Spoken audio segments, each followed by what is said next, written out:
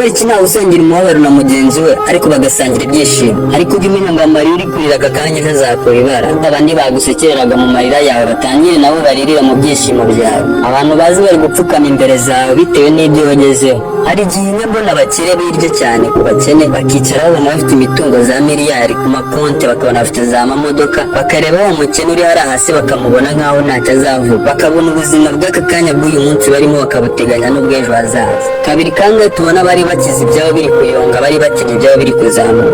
wa mukire wifata abantu bose ubafata kimwe, umuntu naza kugusaba umucireho, ntabwo ibyo ngibyo ari byo shema ry'abakire.